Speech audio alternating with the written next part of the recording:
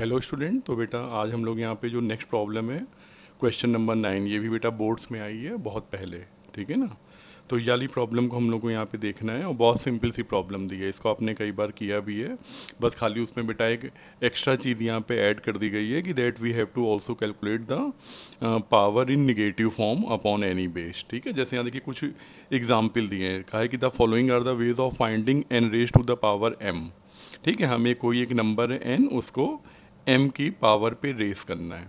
क्या क्या बताया गया है कि अगर एन की वैल्यू 2 है और एम 0 है, यानी 2 की पावर अगर 0 है तो आंसर 1 आता है। हम सब जानते हैं कि किसी भी नंबर पे बेटा पावर 0 हो तो आंसर 1 होता है। अच्छा, एन 2 है और एम 3 है, यानी कि 2 की पावर 3 कैलकुलेट करना है तो आंसर 8 आएगा। कोई प्रॉब्लम नहीं है। पर जो स्पेशल थिंग बेटा यहाँ पे जो दी है कि अगर एन 2 है और पावर अगर -3 है तो क्या होगा। तो आप सबको पता है हम लोग क्या करते हैं, इसको फ्रैक्शन में कर लेते हैं कन्वर्ट, पावर को पॉजिटिव में करने के लिए। तो यानी क्या हो जाएगा 1/2 रेज टू द पावर 3। ठीक है, यानी कि 1/8 और ये मेरा आंसर कितना आ जाएगा 0.125। ठीक है, तो ये हम लोगों ने लास्ट ईयर जो है बाइनरी नंबर सिस्टम पे भी किया था। तो बेटा ये हमको ऐसी यहाँ सिचुएशन दी है कि पावर अगर 0 हो, पावर पॉजिटिव हो, पावर नेगेटिव हो, तो हर सिचुएशन में हमें चाहिए रिजल्ट। तो देखिए यहाँ पे जो क्लास का जो फॉर्मेट है वो क्या है, the name of the class is given as power cal. फिर यहाँ पे 3 डेटा मेंबर हैं, एन, एम और पी। एन आपका नंबर है, एम पावर है, ठीक है ना, और पी क्या है, जो रिजल्ट आएगा उसको स्टोर करने के लिए वेरिएबल दिया है। फिर बेटा there are 4 methods in the class. The first one is power cal, a constructor to initialize 0 to n, m and p. Then int power integer n comma integer m. ठीक है, to find and return n raised to the power m using the above condition given in the examples and use recursive technique to find n raised to the m. ठीक है, तो ये बेटा हमारा यहाँ पे रिकर्सिव फंक्शन है। ठीक, इसके बाद अगला मेथड है void find result to input the n and m and using recursive function power find n raised to the m and store the calculated result into p। तो बेटा यहाँ पे हमें और n और m की एंट्री लेके पावर वाला फंक्शन कॉल करना है और जो भी रिजल्ट आए उसको p में स्टोर कर लेना है। और फाइनली द प्रिंट रिजल्ट जान समझ ही गए होंगे कि we have to store the result here. Okay class, तो ये सारी चीज़ें दी गई है क्लास में। अब देखते हैं इसको हम लोगों ने कैसे सॉल्व किया यहाँ पे। तो सॉल्यूशन पे चलते हैं। तो देखिए सॉल्यूशन में बेटा यहाँ पे हमने एक क्लास बनाई है। ठीक है, क्लास का नाम है हमारा पावर कैल। ठीक है, हैविंग 3 डेटा मेंबर्स एन और एम हमने इंटीजर लिया है, पी को डबल टाइप का ले लिया है। और फिर इसके बाद पहला मेथड है मेरा क्लास का कंस्ट्रक्टर, तो इसमें मैंने एन, एम, पी सबको 0 कर दिया। उसके बाद फिर देखिए ये हमारा मेन रिकर्सिव फंक्शन है। ठीक है, जहाँ पे इफ़ एन और एम हम क्या पास करेंगे बेटा, नंबर पास करेंगे, एंड पावर पास करेंगे। और अगर एम 0 यानी पावर निगेटिव है तो ये काम करना है, पावर 0 है तो रिटर्न 1, पावर 1 है तो रिटर्न एन। आप जानते हो कि पावर अगर 1 हो तो वही नंबर रिटर्न हो जाता है। ठीक है, और इसके बाद फिर फाइनली जो है हमने रिकर्सिव स्टेटमेंट कॉल किया, यानी पावर नाम का फंक्शन था तो इसमें पावर नाम का ही हमने सेकंड कॉल प्रोड्यूस की। तो ये how the function is going to work we will see it okay in the working. इसके बाद देखिए बेटा फाइंड रिजल्ट वाला ऑप्शन आ गया है। Scanner s equal to new scanner system dot in, और हमने इसमें एन और एम की एंट्री ले ली। ठीक है, तो सपोज बेटा अगर आपने एन और m की वैल्यू -3 डाल दी, ठीक है ना, हमने पहली बार में अपना एग्जाम्पल कैसा ले लिया, निगेटिव पावर वाला। ठीक है, और फिर इसके बाद देखिए हमने यहाँ पे अपना रिकर्सिव फंक्शन कॉल कर लिया।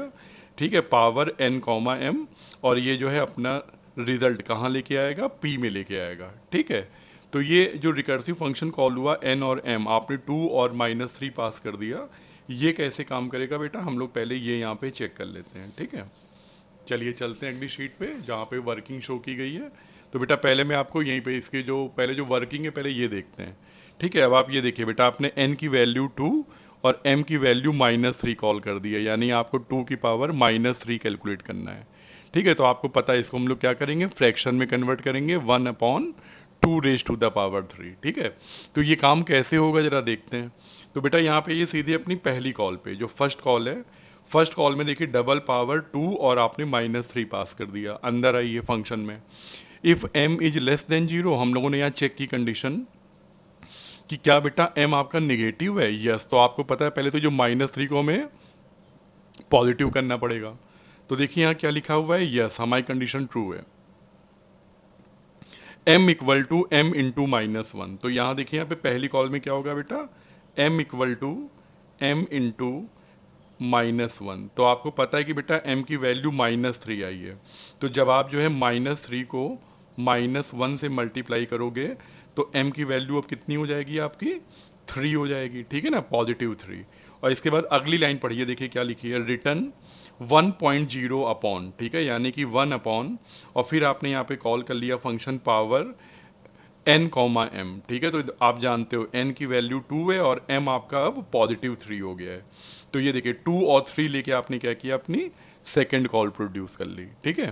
तो देखिए सेकंड कॉल में बेटा पावर अब क्या आया है, n और m का, n2 आया है और m3 हो गया। तो आप क्या देख रहे हो बेटा कि ये जो फर्स्ट कॉल हुई है उसमें हमने कुछ नहीं किया, हमने केवल अपनी पावर को पॉजिटिव में कन्वर्ट किया, -1 से मल्टीप्लाई किया, और फिर हमने इसको 1.0 अपॉन, ठीक है ना, हमने इसको एक फ्रैक्शन में कन्वर्ट किया। और अब आपको पता है कि फ्रैक्शन पार्ट में हमको क्या चाहिए, यहाँ पे 2 की पावर 3 कैलकुलेट करनी है, यानी अब सिंपल पावर वाला फंक्शन हो जाएगा जो आपने पहले ही सीखा हुआ है क्लास 11th वगैरह में, ठीक है। तो ये देखिए यहाँ पे 2, 3 आ गया। अब आप यहाँ पे इसको आराम से चला सकते हो। क्या अब आपका m 0 से कम है, नो, अब तो आपका पावर पॉजिटिव हो गया है, 3 है। तो कंट्रोल कहाँ जाएगा आपका, अगले वाला जो इफ है यहाँ पे। तो क्या m आपका 0 है, नो, कंट्रोल अब कहाँ जाएगा, एल्स पे। तो क्या m की वैल्यू 1 है, नो, अभी भी नहीं है। तो कंट्रोल कहाँ जाएगा आपका, अब एल्स पे, और क्या चलेगा, रिटर्न n इंटू, ठीक है। तो ये देखिए अब आपका यहाँ पे क्या हो जाएगा, रिटर्न 2 इंटू पावर, और फिर क्या लिखा है बेटा, n कॉमा m-1। तो m की वैल्यू एक कम कर दी मैंने, 3 थी 2 थी, तो अब क्या हो गया, नंबर और पावर एक कम करके 2/2, ठीक है ना, 2,2 हमने पास कर दिया इसकी थर्ड कॉल में। तो देखिए थर्ड कॉल में n और m कितना आया है अब आपका, 2,2। तो पावर 2 है इस समय, m की वैल्यू 2 है, फिर से यहाँ पे आइए, क्या आपका m 0 से कम है, नो, क्या आपका m 0 है, नो, आपका m 1 है, नो, कंट्रोल फिर से एल्स पे आ जाएगा, और वही लाइन फिर से चलेगी, रिटर्न n इंटू पावर। तो यानी कि n की वैल्यू 2 है, तो n into power 2 comma m-1। तो यहाँ m की वैल्यू 2 थी, अब 1 हो गई। तो अब ये आपकी क्या करेगा, पावर 2 कॉमा n लेके इसकी फोर्थ कॉल प्रोड्यूस करेगा। और फोर्थ कॉल में क्या है आप देख रहे हो, n आपका 2 आया है और m की वैल्यू कितनी है, 1 है। तो आपकी बार बेटा पावर 1 हो गई है। तो जब पावर 1 है तो आपको पता है फिर से ये चलेगा फंक्शन, और क्या m की वैल्यू 1 है, यस। तो आपकी ये जो थर्ड कंडीशन है दैट विल बी ट्रू, और ये क्या कहेगा, रिटर्न n। तो n आप जानते हो यहाँ पे 2 है, तो क्या कौन सी लाइन चलेगी आपकी, रिटर्न 2, ठीक है।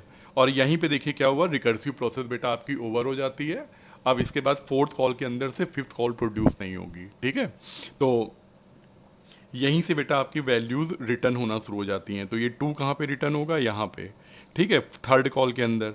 तो ये क्या हो जाएगा, 2 इंटू 2 दैट विल बिकम 4, ठीक है। ये 4 कहाँ रिटर्न होगा आपका, सेकंड कॉल में।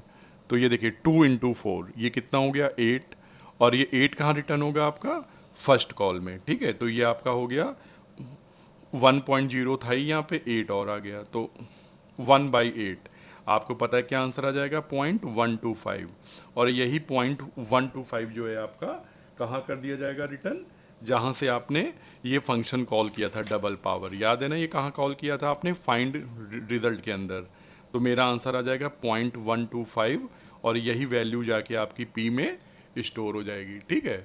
और जब ये पी में स्टोर हो गई, इसके बाद फिर अब आप अगला जो फंक्शन है प्रिंट रिजल्ट, यहाँ पे आप क्या करोगे, अपने पी की वैल्यू प्रिंट कर दोगे, ठीक है। पहले अपना फाइंड रिजल्ट वाला फंक्शन कॉल करिए, वो आपसे एन और एम की एंट्री ले लेगा, और फिर पी में रिजल्ट कैलकुलेट करके स्टोर करेगा, वही पी प्रिंट कर देंगे, ठीक है। मेन इजी है, खाली अपनी क्लास का ऑब्जेक्ट बनाइए ओ बी और प्रिंट रिजल्ट, ठीक है।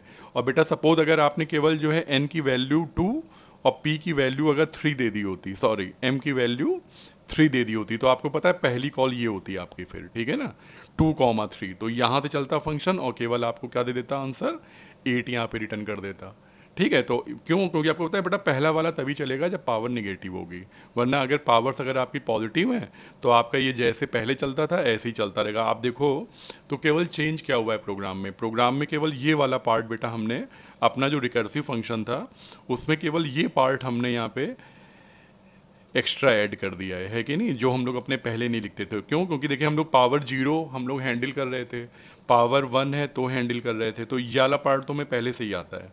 लेकिन पावर अगर नेगेटिव है तो क्या करेंगे, ये चीज़ इसमें केवल एक एक्स्ट्रा ऐड कर दी गई है। ओके, तो आई होप कि प्रोग्राम समझ में आ गया होगा। ठीक है, अब अगली बार मिलेंगे तो शीट का जो क्वेश्चन नंबर 10 है वो हम लोग अटेम्प्ट करते हैं। ठीक है, थैंक यू वेरी मच।